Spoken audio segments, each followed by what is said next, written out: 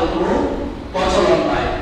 এই সালাম এমন একটা জিনিস যে সালামটা আল্লাহ তাআলা দুনিয়ার নামাজ কালাম রোজা হজ যাকাত দুনিয়াতে শেষ হয়ে যাবে, কিন্তু দুনিয়ার কোন হুকুম আসমানে আর উঠবে না। কিন্তু আল্লাহ বলেন, আল্লাহ আলাইহিস সালাম আপনি বড়